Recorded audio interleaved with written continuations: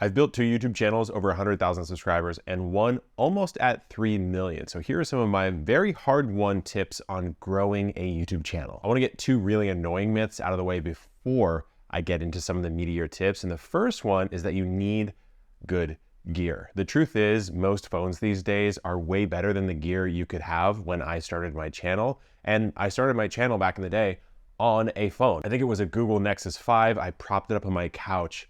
No tripod. I didn't even turn my notifications off, and we published a video that has 500,000 views. What can be a problem though is the quality of your audio. Weirdly enough, on YouTube and in many video formats, good video is less important than good audio. And to understand why, I think of it this way. Would you watch a viral clip that had grainy video, but perfect audio? I think most of us would.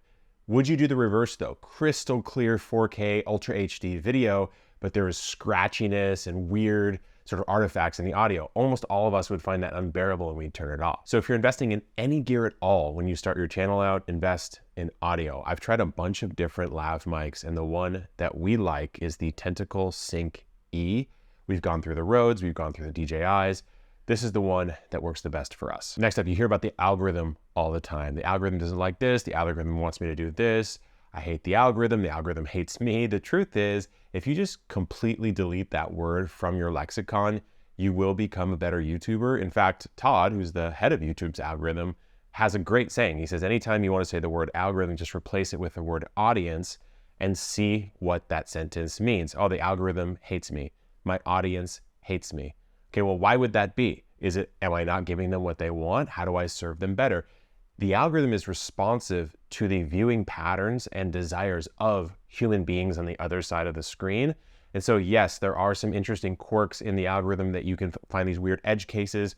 Almost zero YouTubers actually do that. Most of us just try to make content that our audience really likes, and then lo and behold, the algorithm will show it to more people. So never blame the algorithm. It is like a psychological loser strategy. This one is both painful and freeing to learn. And it's that more time does not necessarily make a better video. Sometimes the best videos we've ever made, in fact, the very best video on my channel, Epic Gardening, has like 10 or 11 million views. And I made that video in 2 hours. It's a video on how to grow ginger in containers. The idea was really good. I went out and filmed it. I went to the grocery store, grabbed some ginger, put it in a container, just shot how to get the soil right, all that kind of stuff. Start to finish, 2 hours, including editing time, put it up 11 million views. I've also done videos where I've literally flown to a different city, installed a garden over 2 or 3 days, and then that video gets 40,000 views. So yes, while it is true that the more effort you put into a video, generally speaking, that video will do better, it is way more important to get this next part right. What your video is about, the concept, the idea, is the most important place to spend your time when you're making a YouTube video. I could have made a video right now for you guys called 12 very specific, unique hacks when you're uploading a video and which buttons to click. That video is not going to do as well as the one, hopefully, that I'm publishing for you right now, which is about generally how to get better at YouTube. It's a big topic people want to learn. I've gotten big on YouTube, so I know how to do it to some degree.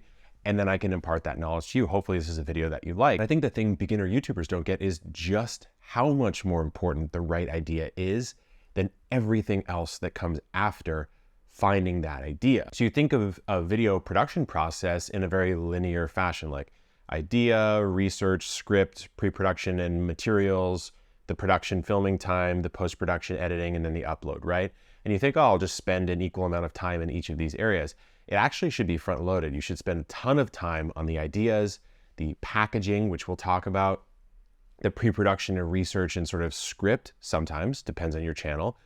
And then you should film and edit. Maybe you spend a little bit more time in the edit. But if you don't spend a ton of time getting the right idea, everything else is completely wasted effort. If you look at a YouTuber like Ali Abdaal, he is extremely good at finding the right ideas, packaging them correctly, and then executing on that. And then we get to packaging, which is your title and your thumbnail. YouTube is one of the few platforms where you really get to choose an ad that you make for the video before someone clicks on it. Almost every other platform, TikTok, Instagram, Facebook, you're not really doing that. You're kind of tossing it into the void and allowing your audience to find it a little bit more naturally or perhaps even algorithmically. But on YouTube, when you go to the YouTube homepage, there's just a bunch of effectively ads to watch this content, the title and the thumbnail. So you have to spend a ton of time on that. And when it comes to titles and thumbnails, titles generally, the shorter the better and the more emotive the better. And then thumbnails, basically the simpler the better. If you're asking someone's brain to do any work whatsoever, then you've asked them to do too much because there's only so much time in the day, there's a huge grid, and everyone else is fighting for the same attention. So simple. I mean, the rule of 3 is a good rule of thumb for YouTube thumbnails, where basically no more than 3 elements, maybe a person, an object, and text, something like that. The best thumbnails, in my opinion, are ones where the concept of the video is nearly perfectly expressed in the thumbnail and title combination. So one that stands out to me is a video by Veritasium. It's called "Do Himalayan Salt Lamps Actually Work?" And it's just Derek from Veritasium holding a salt lamp, and it just says no in the thumbnail. So you might say, okay, well, that kind of gives you the answer of the thumbnail, but it doesn't really, because I think most people already didn't think Himalayan salt lamps worked. So he gives you the sort of obvious answer of the video, but now you're like, well, why don't they work? Like, how could there be more about this, right? You just gave me the answer. So you click, and that video is done really, really well. So let's say you came up with a great concept, you have a great title, great thumbnail, you produce that video, it does really well. What next? Do you have to just do that all over again? Well, yes and no. This is where the idea of formats comes into play. There's a great quote by a YouTuber, Jamie, who said, "Ideas are leverage on growth, formats are leverage on ideas." So if you have a great idea, great concept, then see if you can turn that into some sort of serial format. Because when you're on YouTube, when you're on a YouTube channel, you want some sense of familiarity of what you're gonna get when you go to that channel. Like if you go watch Charlie, Penguin Zero, you know you're gonna get a thumbnail of him just kind of sitting in his room, and you know he's gonna talk about whatever's happening that day. So there's a sense of familiarity. Every so often he has different formats that work.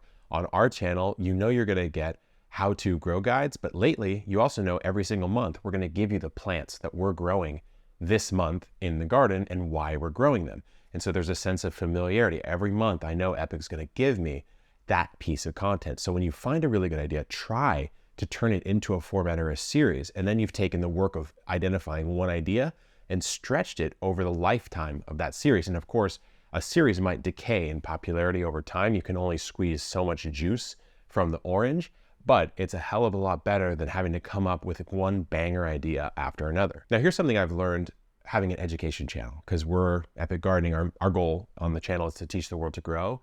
And so it's very much an educational channel, but we try to weave in entertainment, etc. But what we've learned is that there's basically 2 types of videos that go on YouTube. There's videos that are search focused, as in you're gonna type in the box, how to prune basil, and then hopefully we show up.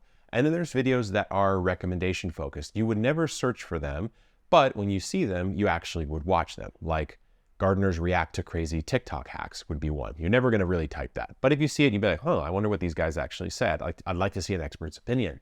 So if a search focused video, like how to prune basil, doesn't really do that well out of the gate, that's okay, because it's going to last for many, many years, hopefully. And the perfect example of this is I had a video a long time ago where I grew corn from seed to harvest. It took like 90 days. I published the video. Video does terrible. It's like July. And then I go, you know what? Let me just give it a year. I'll wait on this video for an entire year and see what happens. Lo and behold, next year, the video's at 700,000 views. Why? It just needed to go through another spring season, and people just needed to search how to grow corn or corn growing tips or whatever. And there we are, because it's a fantastic video on how to grow corn. To date, I don't think anyone else has put a video out literally growing corn through the steps all the way to harvest. And so I knew it was a good video. So a search focused video can start slow. A recommended focused video really can't, because it's not going to typically ramp up over time. It kind of comes out of the gate hot, medium, or not, and just sort of stays there. Now, every so often, the algorithm or audience sort of picks it up and it has a bit of a refresh, but it has to be a quality video from the start, or else that's not going to happen. So you have to know which style of video you are making to understand how to judge the results that come from it. That's what I've got for you today on YouTube. Drop me a comment. Let me know what other questions you have. I'll see you guys later.